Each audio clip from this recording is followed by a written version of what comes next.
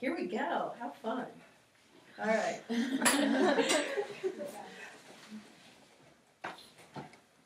So I'm not from around here, and Disneyland really isn't in my wheelhouse. Disney World, on the other hand, is, as I have a grandpa that lived in Naples, Florida.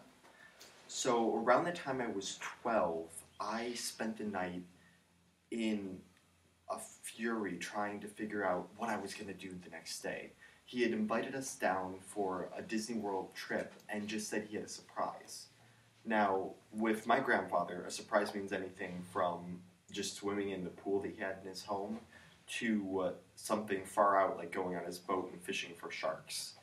So I was really nervous but also really excited. And that morning I sleepily got up and kicked off all of the sleeplessness from the night before and asked him, what are we going to do? What are we going to do? What are we going to do? So many times. I was such an annoying kid. And he introduced us to his girlfriend, Kathy, who was in a wheelchair. And she was a trip. She was dressed in all pink, like a pink proper blouse and a pink like lap skirt sort of thing. And he said, well, we're going to Disney World today. And we pile in the car, me, my brother, Grandpa, and Kathy, and he whisks us off to Disney World where he tells us, since Kathy's in a wheelchair, we get to skip all the lines.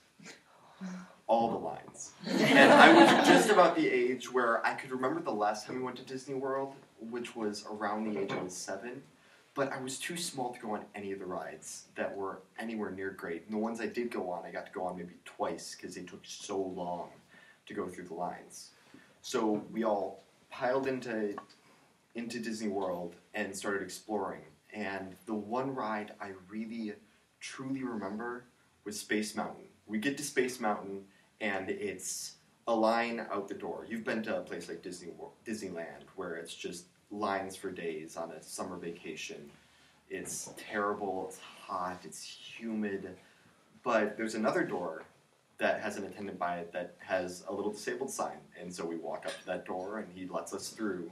And it felt kind of mean because we watch all of these people that are just slinking back and forth, and we walk past them and just kind of wave because we got to skip the lines and get into the next car, and we're off. And halfway through the ride, the lights turn on. It's still going, but the lights are on in Space Mountain, which isn't really a thing. It's normally pitch black, you don't see anything. So I got to see all of these skeletons of rides as they twirled and twisted around us, and it was such a cool and weird experience that I just hadn't expected. My grandfather's kind of strange, so you don't really expect him to take us on something so normal and fun as a family.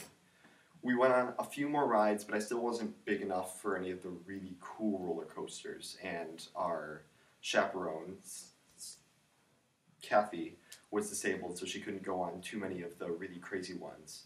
But we still got to do a lot of things that I didn't expect to do, and it's one of those memories that I'll never truly forget because I got to have such an amazing experience with my grandfather, who is off somewhere else doing something really crazy now. Thank you.